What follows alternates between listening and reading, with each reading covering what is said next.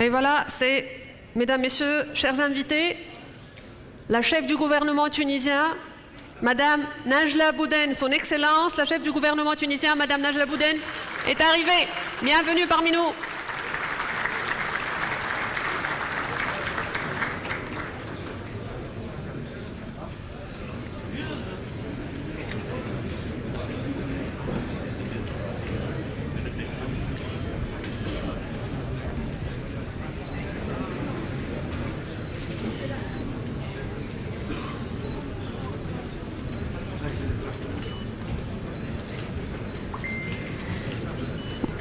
Merci.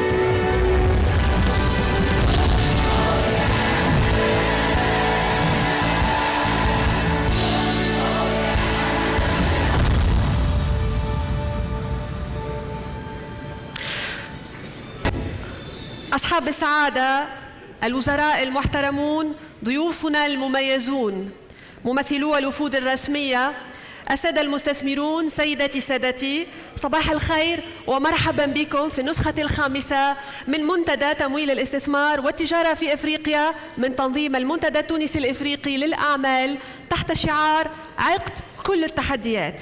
أنا ريم سعيدية، إعلامية تونسية، ولكل الشرف أن أرافقكم اليوم. Your Excellencies, Honorable Ministers, distinguished guests, official delegation representatives, dear investors, ladies and gentlemen, good morning and welcome to the 5th edition of the FITA Forum, Financing and Trade in Africa, organized by the Tunisian African Business Council, TABC, an edition under the theme, A Decade of All Challenges. My name is Reem Saidia, Tunisian journalist, and I'm glad, I'm honored to be with you today as a master of ceremony. Excellences, honorables ministres, représentants des délégations officielles, chers investisseurs, mesdames et messieurs, bonjour et bienvenue à la 5e édition du FITA Forum, financement de l'investissement et du commerce en Afrique, organisé par le Conseil d'affaires tuniso-africain TABC, sous le thème « La décennie de tous les défis ». Je suis Reem Saidia, journaliste tunisienne, et je suis très honorée de vous accompagner aujourd'hui. Je vous prie, chers invités, de bien vouloir vous lever pour suivre l'hymne national du pays hôte du FITA 2022, cette ère de tolérance et de bienveillance, la Tunisie. ضيوفنا الكرام، أرجو منكم بكل لطف الوقوف للاستماع إلى النشيد الوطني للدولة المضيفة لفيتا 2022 بلد التسامح والإحسان تونس. Ladies and gentlemen, I ask you all please to rise for the national anthem of the host country of FITA 2022, the country of tolerance, Tunisia.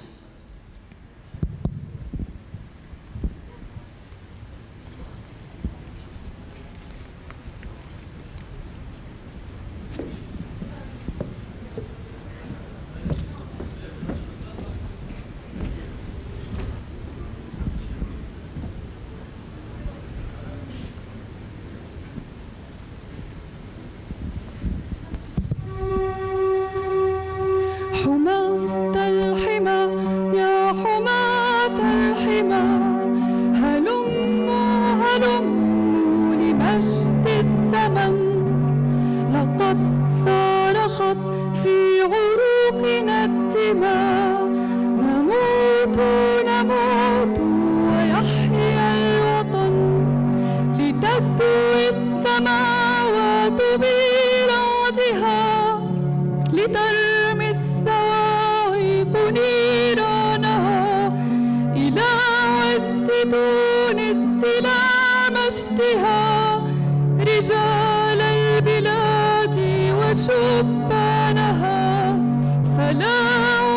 عاش في تونس من خانها ولا عاش من ليس من جندها نموت ونحيا على عهدها حياة الكرام وموت العظام حماة الحمى يا حماة الحمى هلموا هلموا لمجد الزمن لقد صارخت في عروقنا الدماء نموت نموت ويحيا الوطن إذا الشعب يوما أراد الحياة فلا بد أن يستجيب القدر ولا بد لليل أن ينجلي ولا بد للقيد أن ينكسر حماة الحمى يا حماة الحمى هلموا هلموا لمجد الزمن لقد صارخت في عروقنا الدماء نموت نموت ويحيا الوطن.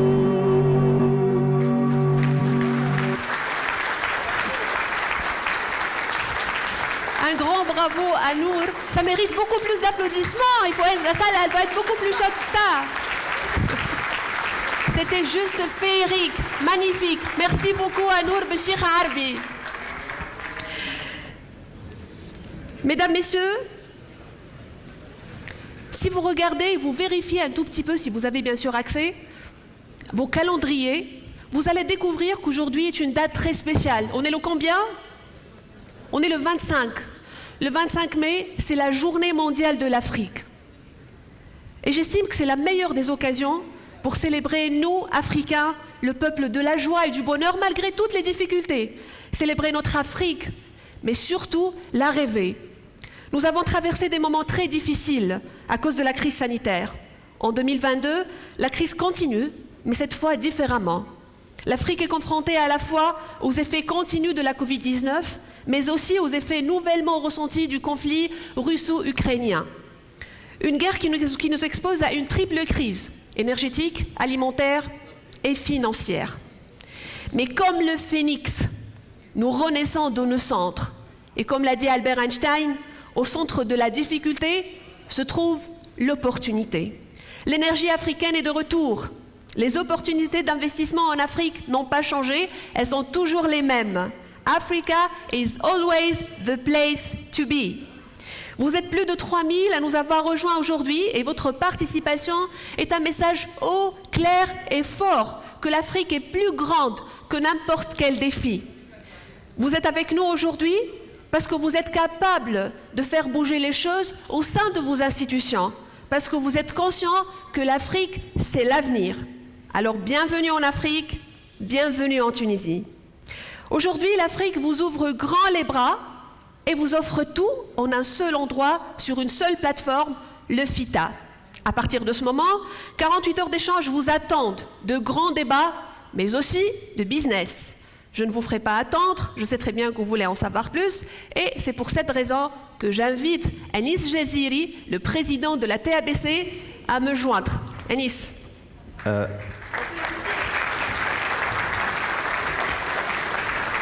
شكرا ريم. اولا نحب نرحب بالسيده وبكل ضيوف تونس في اليوم العالمي لافريقيا. مجلس الاعمال التونسي الافريقي بمكتبه الوطني وبمكاتبه الجهويه واعضائه وشركائه كله فخر واعتزاز بانه تمكن في 5 سنوات من جعل منتدى تمويل الاستثمار والتجاره في افريقيا من اهم المنتديات الافريقيه بحضور على اعلى مستوى يشرف تونس. Je vais vous présenter le programme de FITA 2022. C'est tout ce qu'ils attendent. C'est tout ce qu'ils attendent. Ils veulent savoir plus de détails. Absolument. Rapidement, qui a été préparé par une équipe de très haut niveau présidée par Sinizar. Donc, je vais commencer rapidement avec le panel numéro 1. Qui va avoir lieu.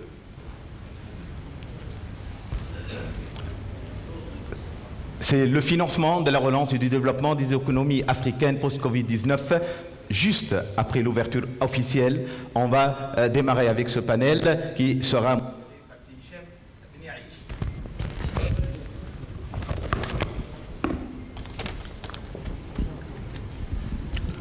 Alors, tu peux utiliser ce micro-là. Voilà. Anis. Merci.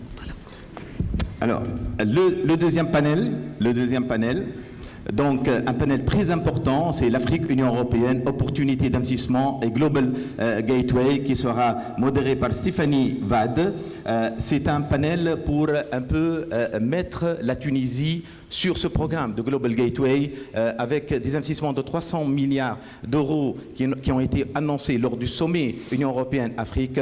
Donc c'est pour ça, c'est très important que la Tunisie se positionne sur ces routes entre l'Union européenne et l'Afrique.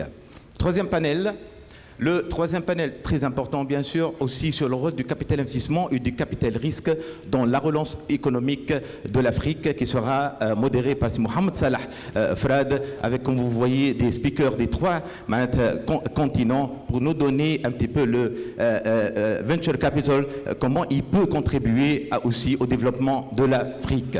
Alors, le panel numéro 4, alors vous savez que la Tunisie va abriter le sommet TICAD 8, le sommet Japon-Afrique. Et c'est très très important qu'en marge de FITA, on va présenter TICAD 8 et surtout présenter le livre blanc qui a été préparé par la Chambre de commerce tuniso-japonaise. Donc, comme vous le voyez, on a des speakers qui arrivent du Japon pour vous présenter ce sommet-là.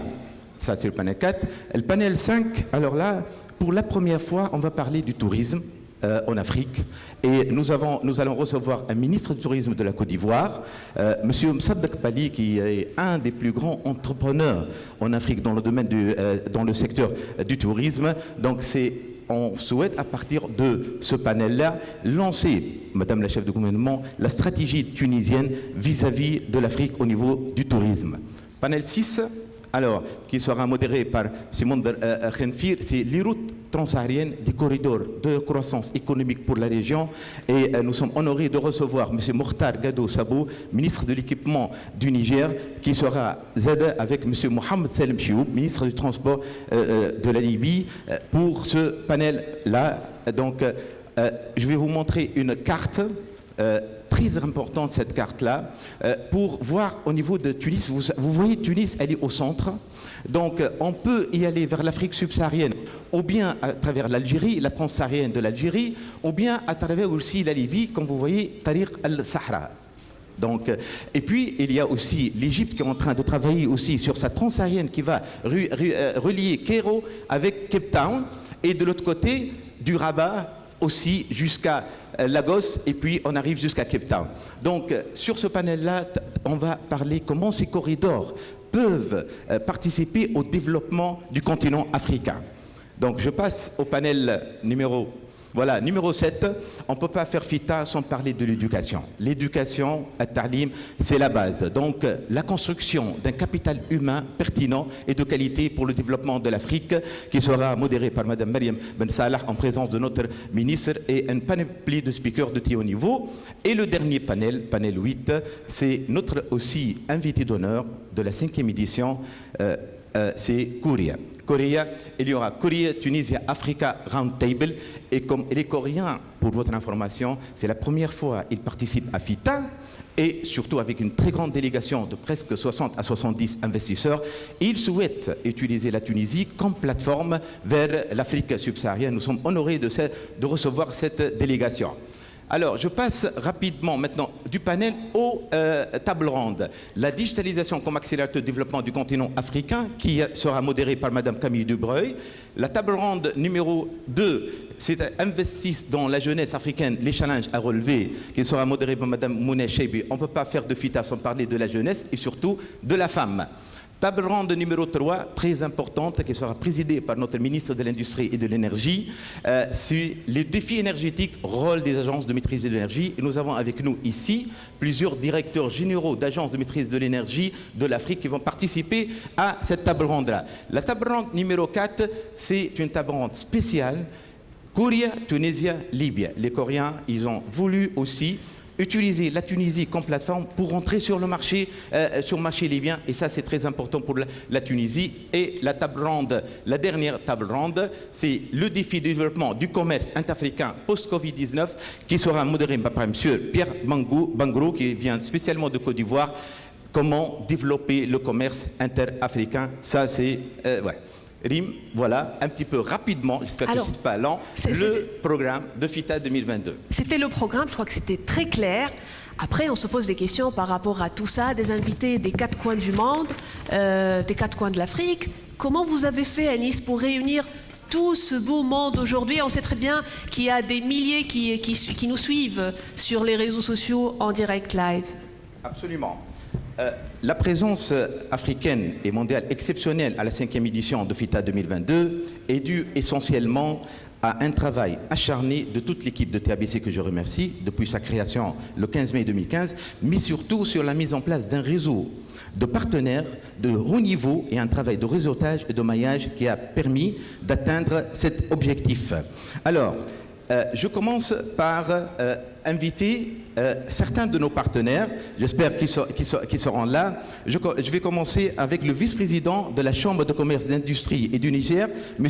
Winko Bouraima. Merci de nous rejoindre, le vice-président de la Chambre de commerce Tuniso-Industrie du Niger. J'invite aussi Laurent Kazadi, président du Congo Africa Business Council, de nous rejoindre. J'invite M. Yousri Sharqawi, président de Egyptian African Businessmen Association, de nous rejoindre. Yousri, marhaba bik. J'invite le président de Norway Africa Business Association de nous rejoindre. M. Eivind, merci de nous rejoindre. Et je invite M. Cléophas, le président de Italia Africa Business Week, de nous rejoindre. Je invite aussi M. Etienne Giros, président de European Business Council for Africa, de nous rejoindre. Et finalement, j'invite Mme Sanja Costadioma, présidente of Africa Center for International Corporation, de nous rejoindre rapidement. S'il vous plaît.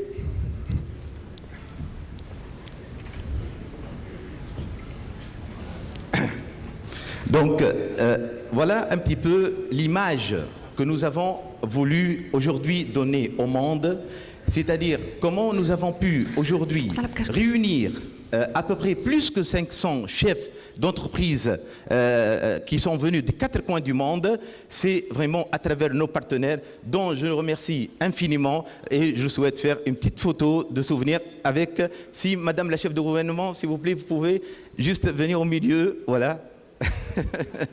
Voilà.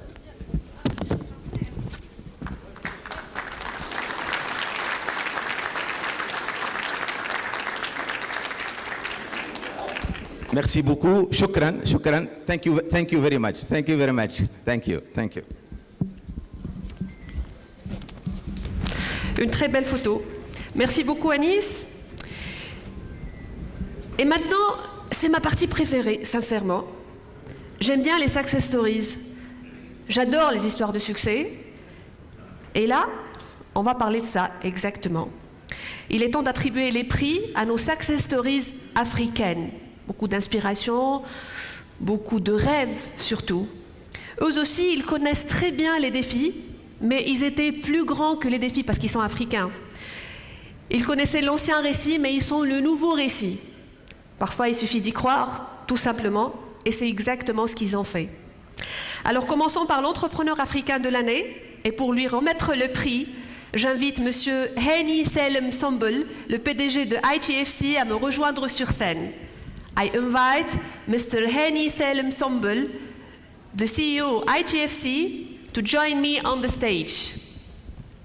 On applaudit M. Hani Selem Sombel.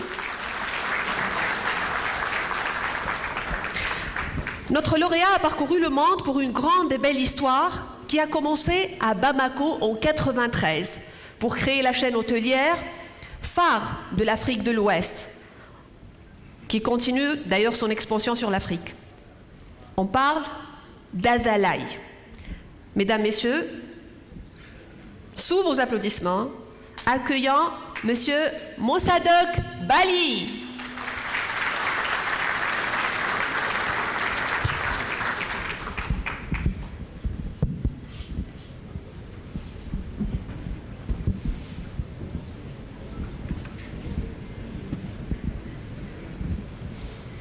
Donc, Monsieur Henny Selim Sambol, il va remettre le prix de l'entrepreneur africain de l'année à Monsieur Mossadegh Bali. On attend le trophée pour faire la petite photo. Merci beaucoup.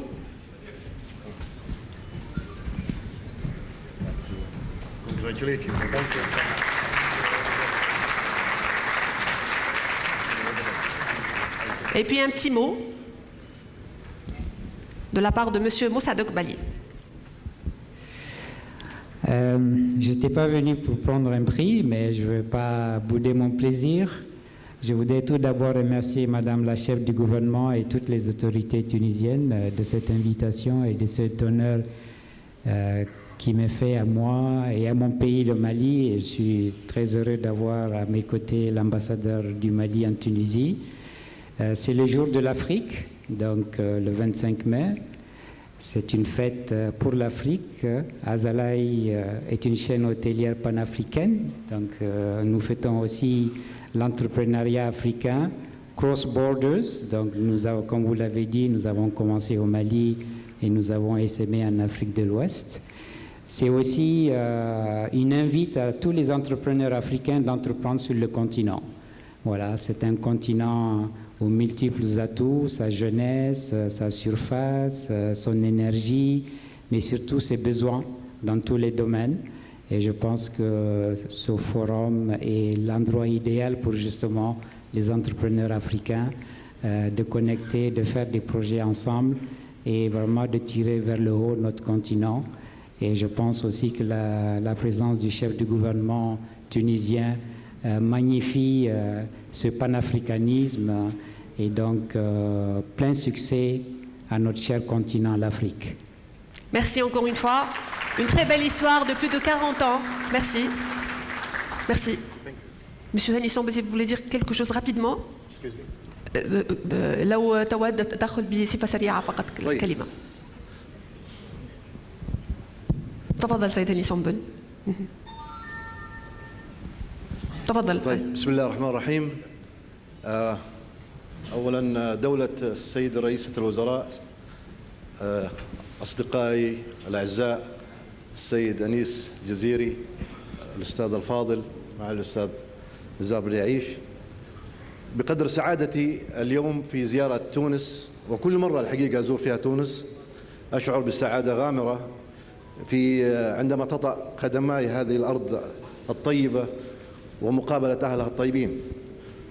ولكني أيضا بقدر سعادتي حريص جدا لأن أشارك للمرة الخامسة الحقيقة في مثل هذا النوع من الاجتماعات التي نشعر بأنها في الحقيقة من أهم الاجتماعات التي تشارك فيها مؤسستكم المؤسسة الدولية الإسلامية لتمويل التجارة، وهي كما تعلمون عضو في مجموعة البنك الإسلامي للتنمية، وأيضا شريك لتونس، شريك استراتيجي كبير. أشعر الحقيقة بالفخر لأنه الحقيقة بنخرج نحن المشاركون عندما نلتئم في مثل هذه المناسبات، نخرج الحقيقة دائما بأفكار جيدة بتنعكس على سياساتنا وأعمالنا ونتائجنا، وأيضا المنتجات التي تقوم بها الحقيقة المؤسسة بنستخرج الحقيقة تجارب. فهنيئا الحقيقة لهذا المجلس الذي في الحقيقة كان وما زال يؤدي دوره كحلقة وصل مهمة بين العالم. الآن أصبح بعد أن رأينا ليس فقط كبوابة للدول العربية الأفريقية، ولكن نراها أيضا كبوابة مهمة كما نلاحظ اليوم مشاركة أيضا دول مهمة مثل كوريا، وأيضا كما سمعنا من الأستاذ أنيس الجزيري أيضا العلاقات الآن مع اليابان. فإذا تونس ستصبح بإذن الله تعالى بوابة مهمة للأعمال لأفريقيا. كل ما أتمناه من الله سبحانه وتعالى أن يمن على هذا البلد إن شاء الله بالازدهار والرخاء، وأن يوفق المجلس الموقر الحقيقة كل التوفيق، وأن يؤدي رسالته إن شاء الله. ونحن كمؤسسة سنكون دائما مساندين لتونس وأيضا للمجلس بإذن الله تعالى. شكرا لك. شكرا. شكرا سيد هادي سنبل. Alors, l'entrepreneur de l'année, c'est qui? Pour remettre le prix de l'entrepreneur de l'année, j'invite le président d'honneur du TABC, Monsieur Jaloul Ayed.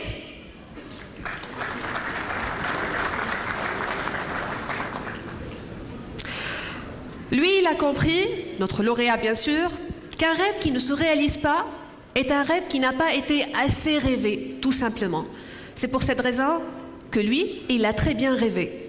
En notamment le monde de l'intelligence artificielle en 2014, moyennant 2 ordinateurs et 4000 dinars. C'était l'équivalent de 1300 € à peu près.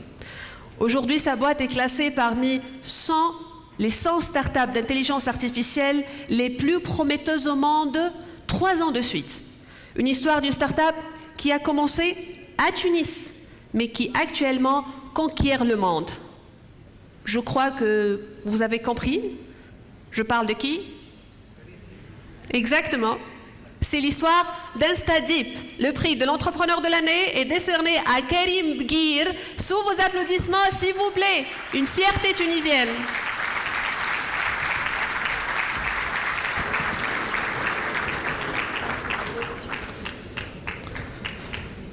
Marhaba, c'est Karim. Malheureusement, c'est Jaloul Ayed, il est un peu malade, il n'a pas pu nous joindre. Donc, on va moi-même, représentant des ABC, remettre à Karim ce prix-là. Nous sommes fiers que vous êtes là. Donc, je souhaite, Karim, donner un message d'espoir à la jeunesse tunisienne.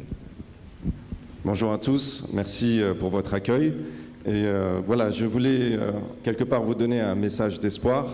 En un moment où on parle beaucoup de crise, de difficultés, il y a une vraie opportunité pour l'Afrique, pour les jeunes en Afrique. Et quelque part, c'est quelque chose qui est en train de se faire. Alors, comme il a été dit, effectivement, nous avions commencé à Tunis avec très peu de moyens. Mais il est possible aujourd'hui de développer des success stories africaines dans le digital. Une chose qui n'est pas très connue, en fait, c'est que le premier fonds d'investissement qui avait cru en nous, c'est Afrique Invest. C'est un fonds panafricain d'investissement dans le domaine des entreprises et de la tech. Donc, ce rêve d'une jeunesse africaine qui se développe, qui n'a pas peur de prendre les challenges, mais aussi d'institutions financières de vous tous qui soutiennent l'innovation, c'est quelque chose qui est en train de se faire. Et j'aimerais peut-être apporter un message de sensibilisation sur le fait que le digital, l'innovation en technologie, et notamment en intelligence artificielle, ça n'est pas quelque chose d'accessoire, c'est quelque chose d'essentiel pour l'avenir de nos pays, de nos sociétés. On sait aujourd'hui que l'intelligence artificielle, ça va être quelque chose qui aura un impact au niveau économique et social plus grand que Internet. Et on sait l'importance d'Internet et l'impact qu'a eu Internet sur nos sociétés. C'est une révolution qui est en train de se faire. Et souvent, on voit l'intelligence artificielle, l'innovation technologique en deep tech comme étant quelque chose qui est du domaine de la compétition géopolitique entre les États-Unis et la Chine. Mais je dirais que c'est en fait une question essentielle et existentielle pour l'Afrique. Parce que les modèles de développement classiques basés sur les ressources ou sur la compétitivité à base de coûts ne vont plus fonctionner à l'avenir comme ils l'ont été dans le passé. L'avenir, c'est vraiment de créer des richesses et notamment avec le digital, nous avons toutes les cartes en main pour le faire. Alors, mon rêve, quand j'avais commencé Instadip, c'était de démontrer que le talent tunisien et africain pouvait relever ces challenges. À l'époque, nous disions que nous allions faire des choses du niveau de Google ou de DeepMind et les gens n'y croyaient pas. Aujourd'hui, c'est une réalité. Et mon rêve, c'est que d'autres entrepreneurs, avec votre soutien, puissent réaliser des choses extraordinaires dans le domaine de l'innovation et positionner l'Afrique à sa juste place au XXIe siècle. Merci beaucoup et j'espère à très bientôt. Merci à vous. En fait, Si, Karim, vraiment bravo, bravo. je voulais juste dire quelque chose. C'est pour quand le premier milliard? Oui, alors il faut être ambitieux. Mon rêve, c'est que que ce soit au InstaDeep ou d'autres startups, on arrive effectivement à des moments marquants, mais il faut continuer à pousser à développer. Par exemple, nous allons avoir Deep Learning in Daba qui va avoir lieu à Tunis le 21 août. C'est le plus grand événement en intelligence artificielle de l'histoire de la Tunisie.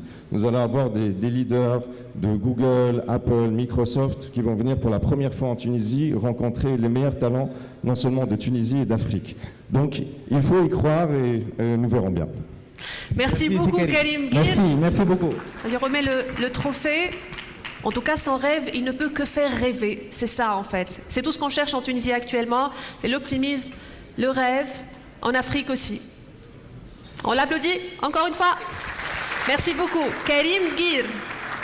Alors, pour remettre le prix de l'ambassadeur de l'année, je vous cède la parole, Anis Jazili. Absolument.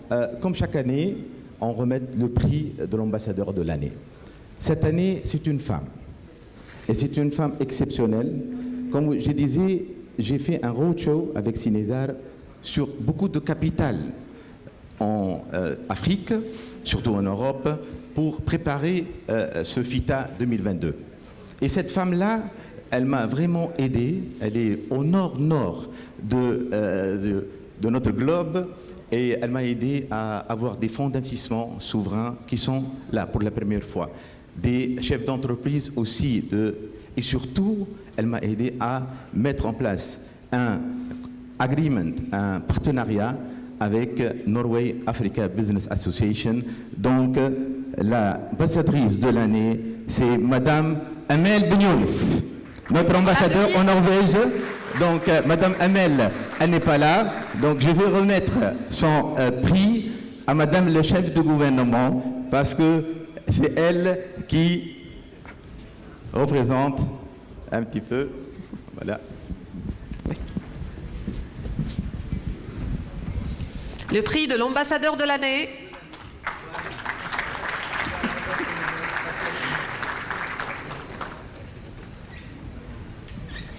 Merci beaucoup, Anis. Donc voilà, c'était ma partie préférée. On est tous là aujourd'hui pour un objectif commun.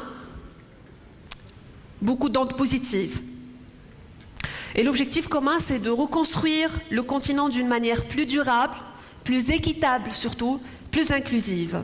Et le FITA est un premier pas pour transformer l'aspiration en action et construire une Afrique plus prospère et pacifique.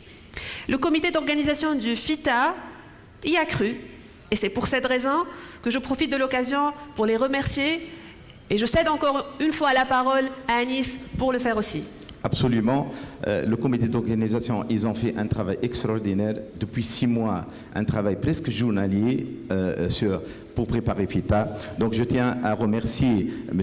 Ayman Zorbi, qui est membre de Afrexim Bank et membre du comité d'organisation, Mme Alice Uzinas, vice-présidente de Africa Finance Corporation, M. Marwan Abid, qui est ITFC, Mme Mouna Ben Halima, présidente de la TUJ, Mouna Cheibi, présidente de CGD, et Mariam Ben Salah, qui est maître de conférence à Caen.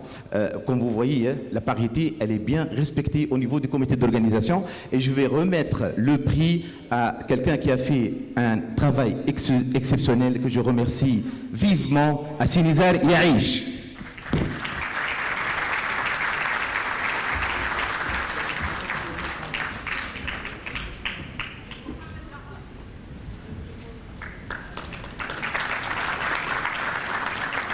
Alors je ne sais pas si les membres du comité sont là, ils peuvent se lever, comme ça on peut les voir. Hein? Voilà. On les applaudit haut et fort, ils le méritent amplement, bravo. Alors maintenant, je cède la parole à M. Nizar Yaïch, commissaire général de la 5e édition du FITA, ancien ministre des Finances et partner, membre de la leadership team mondiale de PricewaterhouseCoopers. À vous la parole. On l'applaudit. Bismillah ar-Rahman ar-Rahim. Sayyid Rais al-Houkouma, Excellences, chers invités, Mesdames et Messieurs, c'est un grand privilège pour moi d'être le commissaire général d'un événement aussi important, Financing, Investment and Trade in Africa, un des événements les plus importants d'Afrique. Comme vous avez pu le voir, et comme j'ai le plaisir de le voir, nous avons plus de 3000 personnes et presque 1000 personnes dans cette salle, des hommes politiques de haut rang, des chefs d'entreprise, des investisseurs, presque les plus grandes institutions financières mondiales et une centaine de speakers de très très haut niveau. Ils sont tous venus à l'appel de FITA pour travailler ensemble à mieux intégrer le continent africain dans la dynamique de croissance du monde. Je les remercie vivement.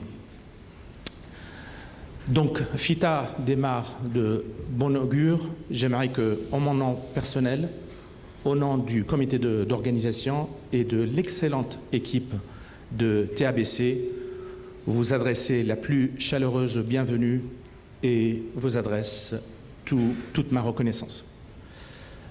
Le programme, vous l'avez vu, nous avons opté pour un large spectre de sujets.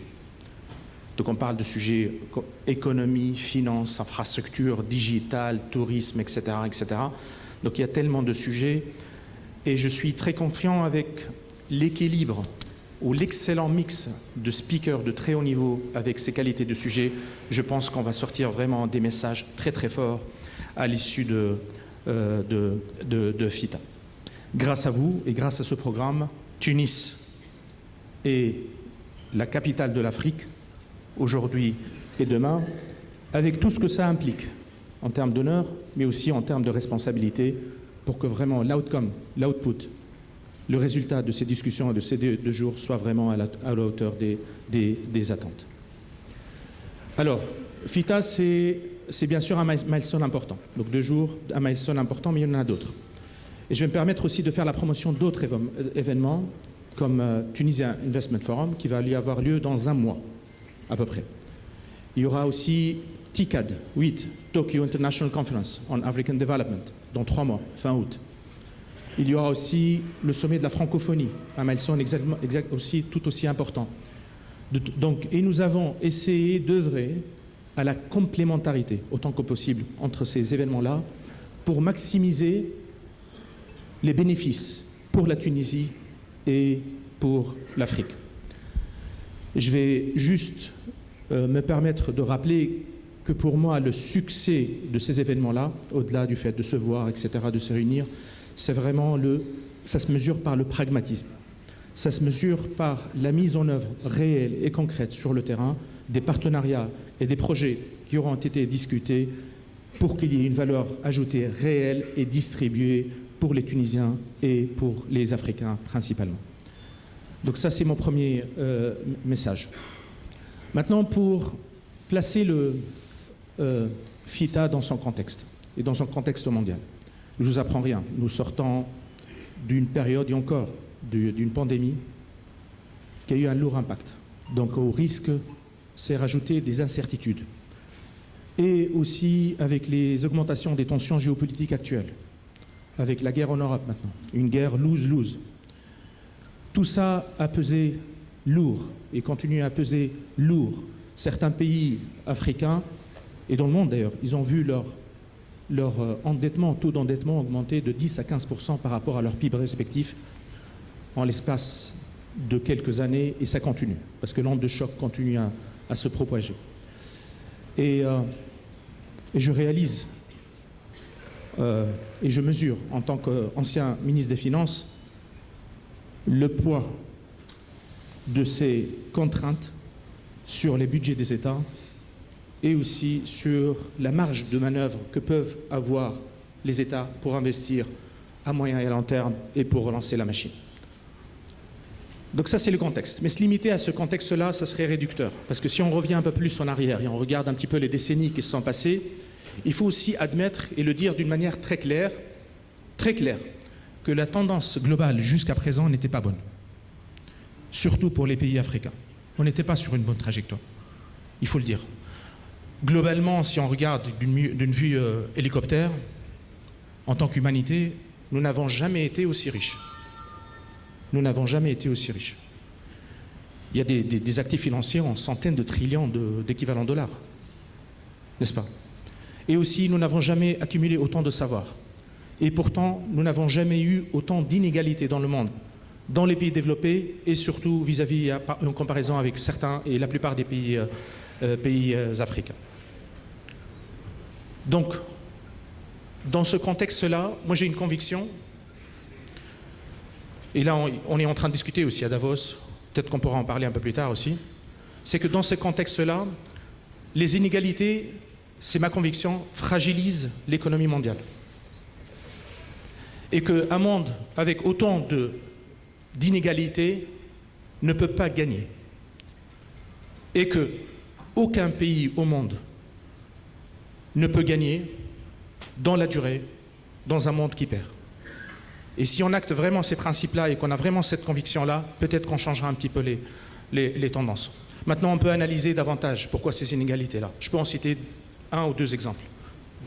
On peut reprocher des choses aux effets de bord du système financier, qui a tellement impacté aussi. On peut citer aussi la mondialisation à tout va, qui a impacté énormément les pays d'une manière négative, les économies des pays les plus faibles. Mais je refuse de croire que ces tendances-là sont les seules qui vont constituer notre horizon pour le futur. Maintenant, c'est bien simple de tout reprocher au système financier et aux autres. Moi, je pense aussi, en tant qu'Africains, nous avons aussi un devoir de regarder d'un peu plus près notre part de responsabilité et de ne pas nous exonérer de notre responsabilité, et notamment aussi sur deux sujets importants: comment avoir la bonne gouvernance et comment mettre en œuvre un véritable plan de relance efficace pour notre économie. Et ça, c'est notre partie de la responsabilité. Donc, dans ce contexte global qu'on est en train de voir, on s'est lourdement trompé, oui, jusqu'à présent, parce que je pense qu'on a mal évalué certaines choses et on a du mal à évaluer les effets long terme de l'investissement sur les êtres humains et sur le social. On ne sait pas le faire. On ne sait pas le faire. C'est ma conviction. Et c'est pour cela que je lance un appel depuis Tunis pour la communauté internationale, c'est d'essayer d'outrepasser, c'est ce qu'on appelle la limite de la rationalité économique. Il faut la dépasser et valoriser au juste niveau les énormes bénéfices moyen à long terme sur l'investissement, sur le social et sur l'humain. Je crois que si on arrive à craquer ça, je crois qu'on pourra prendre une autre décision. Davos, on est en train de dire, on est à un tournant de l'histoire. Vers quelle histoire on va évoluer? Je pense que si on change un certain nombre de choses, dont notamment certains de ces principes-là, je crois qu'on peut changer vraiment la donne. Maintenant, si on se projette vers le futur, si on regarde, parce qu'on est là aussi pour débattre du futur, de préparer une vision, d'une stratégie, si on se projette 30 à 50 prochaines années, on peut se dire, attendez, déjà 3 à 5 ans avec les contextes actuels, on a du mal à se projeter, n'est-ce pas? Mais je pense qu'il y a une tendance de fond qui est structurelle pour moi, et elle est visible. C'est que le centre de gravité du monde se déplace vers l'Afrique. Et lorsque je dis centre de gravité, c'est vraiment centre de gravité avec le sens le plus large possible, multidimensionnel. Bien sûr, c'est le centre de gravité démographique, puisque dans 25-30 ans, très probablement, on va être autour de 2,5 milliards, 3 milliards de personnes. C'est significatif, n'est-ce pas? Mais il y a aussi le centre de gravité de la force vive qui travaille, parce que la moyenne d'âge de ceux qui vivront en Afrique sera nettement en dessous de la moyenne d'âge mondiale, notamment en comparaison avec le vieillissement des populations dans les pays les plus développés. Il y a aussi une troisième dimension, c'est le centre de gravité de la croissance qui se déplace aussi en Afrique. Elle se déplace en Afrique. Ça veut dire qu'une bonne partie de la croissance des PNB, des produits futurs des pays développés se trouve et se trouvera en Afrique. Et dernière dimension que je vais lister ici, c'est que puisqu'on a mis en place et que nous vivons dans un monde et dans un système qui a besoin de croissance pour se maintenir, ça veut dire que la sécurité du monde et la sécurité économique du monde se déplacent aussi vers l'Afrique. Autrement dit, si je l'exprime d'une manière peut-être un petit peu plus positive, un peu plus optimiste, l'économie mondiale sera beaucoup plus forte avec une économie africaine développée. Voilà quelques messages que je voulais dresser pour cadrer un petit peu ce forum. J'aimerais juste pour clôturer, et à titre personnel, je suis très heureux de voir toutes ces délégations venir en Tunisie, dans mon pays cher. Alors, je sais qu'il y a beaucoup de, j'ai envie de dire, de littérature sur la Tunisie en ce moment, n'est-ce pas? En Tunisie, à l'étranger, etc. Il y a du vrai, il y a du moins vrai. Ce dont je suis certain, c'est que ce n'est pas complet. Et j'aimerais vous encourager, puisque vous êtes ici en Tunisie, d'aller à la découverte de ce pays magnifique, terre d'accueil effectivement, terre de tolérance, avec tellement de belles histoires, de cultures, de saveurs, etc., de paysages. Donc, et je vous invite également à aller à la découverte des talents, des jeunes talents. Nous avons un des ratios les plus élevés au monde en termes d'ingénieurs par population et en termes aussi de développeurs IT ramenés à la population. Et je vous invite également à aller à la rencontre de ces 3000 chefs d'entreprise tunisiens. Croyez-moi, ils sont là. Ils sont très bien outillés pour développer cette triangulation dont on vient de parler. Ils ont 4 ou 5 atouts extrêmement importants qui peuvent faire réussir justement cette triangulation. Donc il y a bien sûr la proximité géographique, n'est-ce pas? Il y a la proximité culturelle. Ils ont des coûts opérationnels extrêmement compétitifs. Ils ont des cost to serve to Africa, un des meilleurs au monde, et je pèse mes mots. Et ils ont surtout autre chose. Ils savent comment entrer dans les marchés africains, mais surtout, ils savent comment développer ensemble, sur le long terme, avec une approche win-win avec nous autres Africains.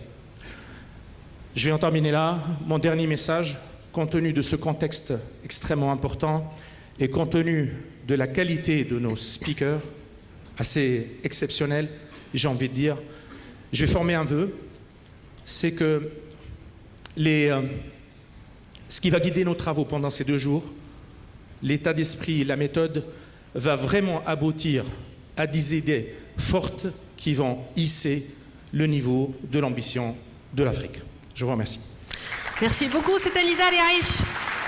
Mais vous avez dit que vous allez conclure. Je ne vais pas vous laisser conclure. Par des formations professionnelles, je suis journaliste, vous le savez. Je vais poser quelques questions quand même.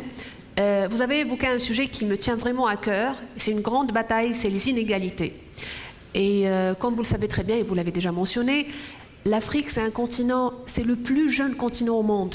C'est le continent le plus rentable au monde. On parle beaucoup d'investissement, de création de richesses. Mais dans un contexte pareil, avec des crises pareilles, comme on vit actuellement, les États n'ont pas les moyens, ou les budgets ne sont pas suffisants, ils ont été impactés. Et du coup, les budgets des États ne sont pas suffisants pour booster vers des pistes d'investissement, de création de richesses. Donc, comment vous voyez les choses ? Alors effectivement, l'endettement supplémentaire va forcément impacter l'investissement public, ça c'est certain.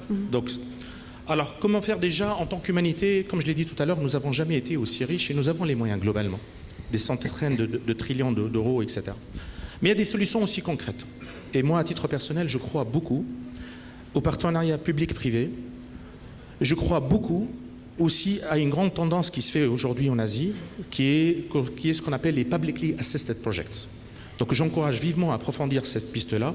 C'est des investissements privés. Aujourd'hui, il y a plus de 90% d'investissements privés dans les infrastructures publiques qui sont financés par les privés. Et avec le soutien des pouvoirs publics, qui ne sont pas du tout gourmands en cash, mais ils apportent un soutien supplémentaire en termes, par exemple, en termes de garantie, en termes d'options, en termes de réglementation spécifique. Donc aider les privés à mieux faire pour relancer la machine, je crois que c'est une bonne piste à creuser. J'ai un autre vœu, je ne sais pas s'il va se réaliser dans les 30 ou 50 ou les 100 prochaines années, mais je vais quand même le formuler. C'est que j'espère qu'un jour, on aura mis un système d'impôt, de taxation à l'échelle mondiale pour financer nos objectifs communs et qui peuvent aussi servir à financer ces Publicly Assisted Projects. Ça veut dire quoi concrètement? Ça veut dire imposer par exemple les flux spéculatifs qui ne sont pas producteurs de richesse et les aider pour aider les pays en voie de développement et aider les privés à créer de la richesse dans ces pays-là. Ce n'est pas du tout la taxe Tobin, c'est autre chose. Donc on est vraiment dans ce modèle-là. Moi je considère qu'à titre personnel, que les impôts, ce n'est pas forcément une question technique. C'est une question de lien social. Et si on travaille de plus en plus et d'une manière beaucoup plus solidaire en tant qu'humanité, il va falloir qu'on hisse les ambitions, les moyens par rapport aux ambitions. Ça peut être un moyen pour le faire. Merci beaucoup Nizar Yaïch, on peut l'applaudir, commissaire général de la 5e édition du FITA, ancien ministre des Finances et partenaire membre de la leadership team mondiale de PwC au PricewaterhouseCoopers. Merci encore une fois pour votre intervention. Alors, maintenant, il est temps de déclarer officiellement l'ouverture du forum FITA 2022. Et pour cela, j'invite son Excellence, Madame la chef du gouvernement, Najla Bouden. On peut l'applaudir, bien sûr.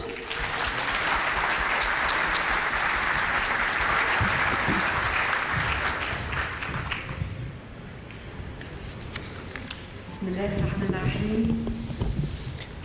السيدات والسادة الوزراء، السيدات والسادة رؤساء المنظمات، السيد رئيس مجلس الأعمال التونسي الأفريقي، السيدات والسادة الفاعلين الاقتصاديين والمستثمرين، حضرات الحضور الكرام، يسرني أن أرحب بكل المشاركين في الدورة الخامسة لمنتدى تمويل الاستثمار والتجارة في إفريقيا تحت سامي إشراف السيد رئيس الجمهورية الأستاذ قيس سعيد، وهي دورة استثنائية بامتياز حيث يشارك فيها حوالي 3500 فاعل اقتصادي من 45 دولة حول العالم، بالإضافة إلى عدد من الوزراء الأفارقة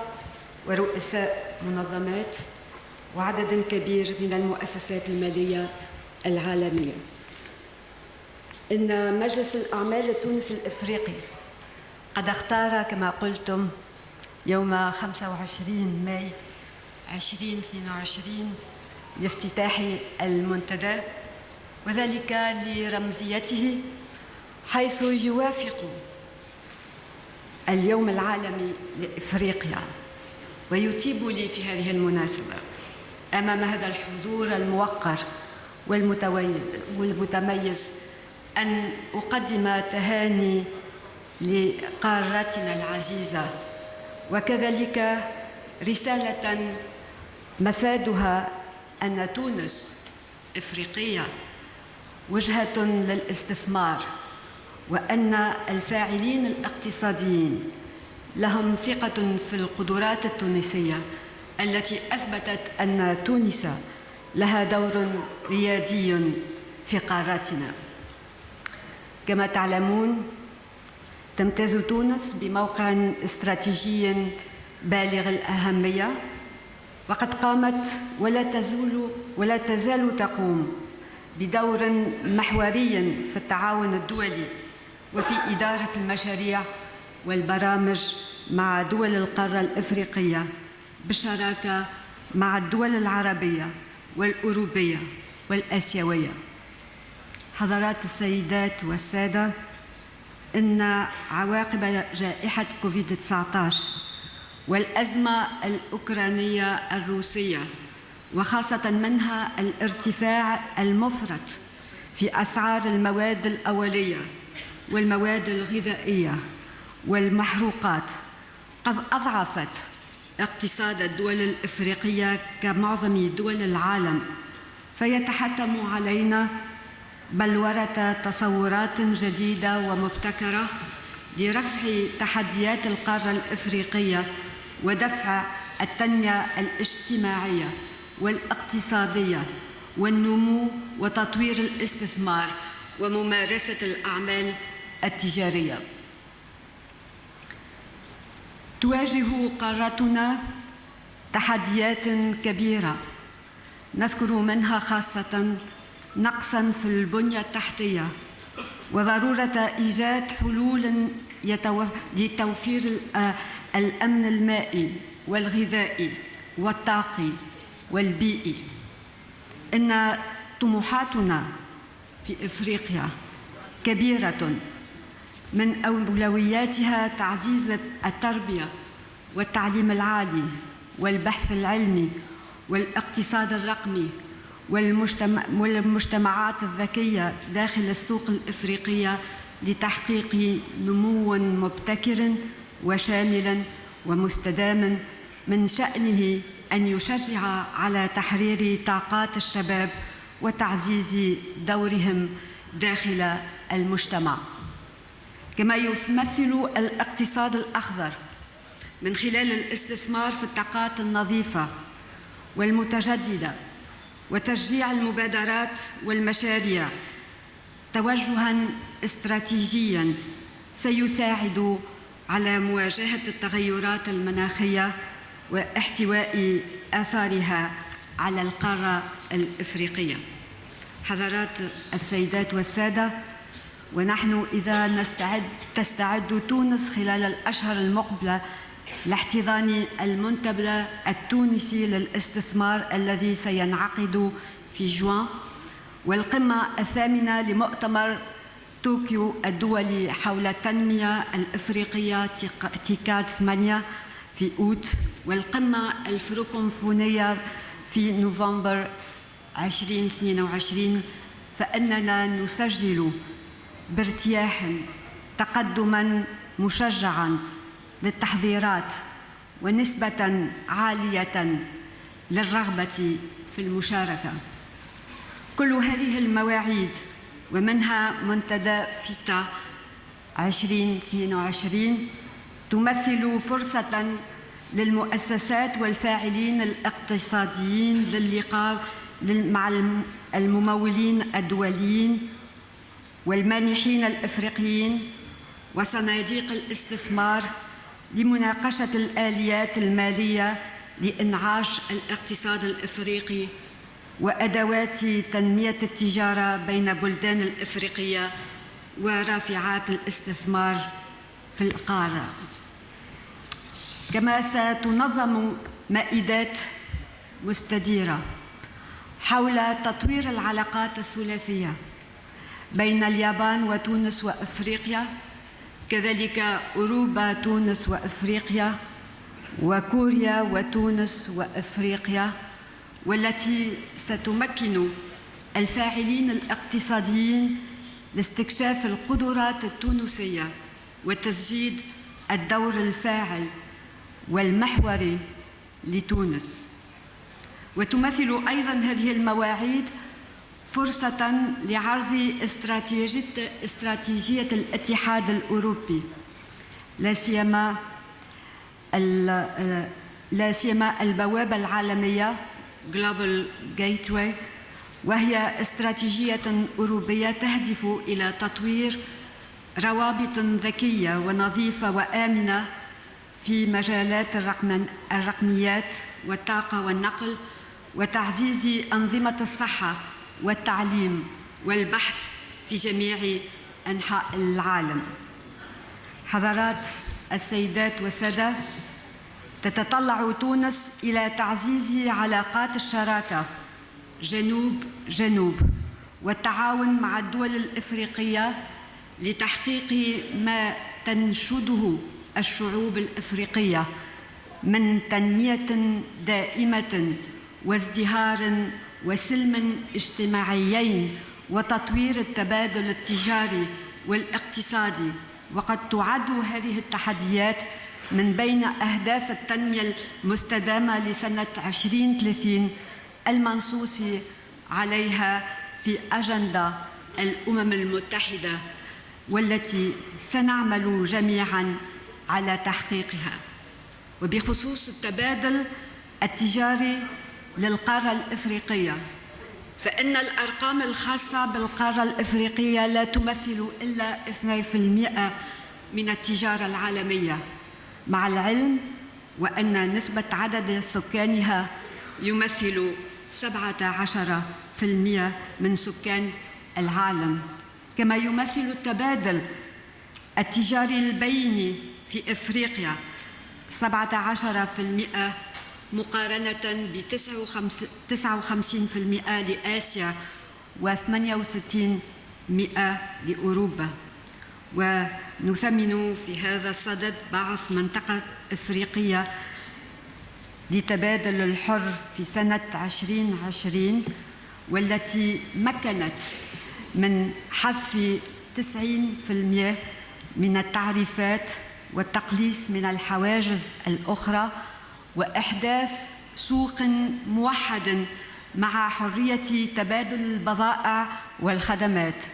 وينتظر من هذه الاتفاقية إيجابيات اقتصادية متعددة في النمو والاستثمار والتشغيل وتحسن في الحوكمة عموماً. وفي الختام أجدد شكري وتقديري لمجلس الأعمال التونسي الإفريقي وللفريق المنظم لهذا الملتقى المهم، وللسادة والسيدات الضيوف الكرام على مواكبة أشغال المنتدى، متمنية لكم كل النجاح والتوفيق، والسلام عليكم ورحمة الله وبركاته. شكرا للسيدة رئيسة الحكومة السيدة نجلة بودن. Merci encore une fois pour votre présence. Et la 5e édition est déclarée ouverte. On peut applaudir encore une fois la présence de notre chef de gouvernement, de nos invités.